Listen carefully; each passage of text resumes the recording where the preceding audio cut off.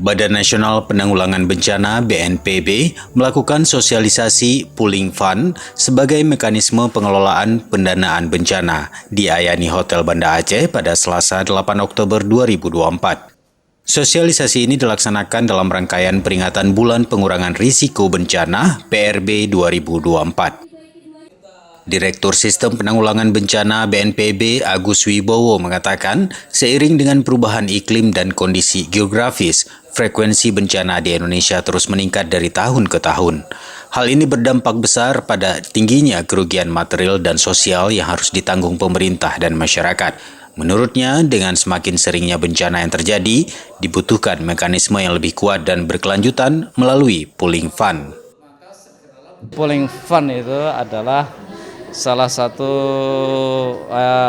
inovasi dari Kementerian Keuangan sebenarnya. Jadi untuk menyiapkan pendanaan cadangan lah, semacam pooling fund itu dana yang dikumpulkan kemudian digunakan untuk penanggulangan bencana. Kan selama ini dana anggaran kita kan dari DIPA.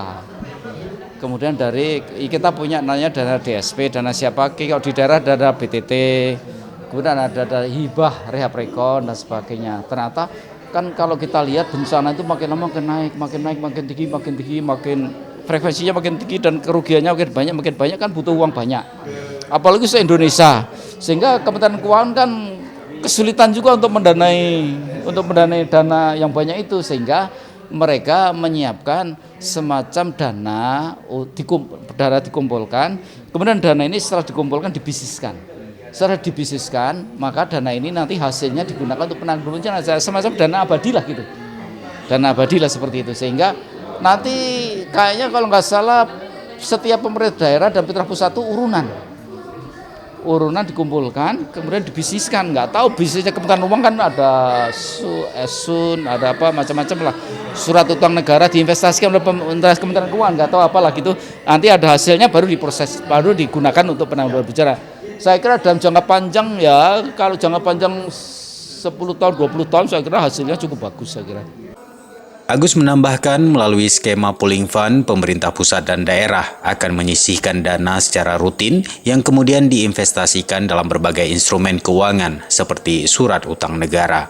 Penyelenggaraan sosialisasi skema pooling fund di Aceh tidak terlepas dari momen peringatan 20 tahun tragedi tsunami Aceh 2004. Sebuah bencana alam dahsyat yang menjadi titik balik dalam manajemen kebencanaan di Indonesia. Ya, karena Aceh saat ini sedang melaksanakan peringatan bulan PRB.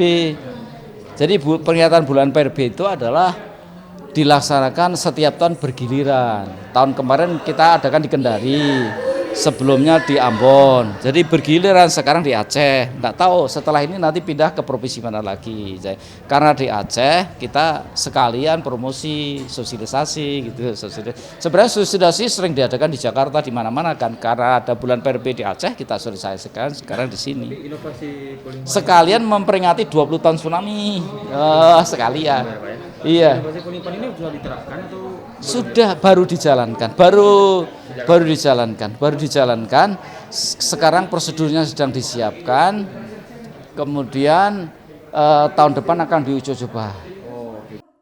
Acara ini dihadiri oleh perwakilan dari berbagai lembaga pemerintah, organisasi kebencanaan, akademisi, dan tokoh masyarakat yang memiliki perhatian pada pengelolaan risiko bencana di Indonesia.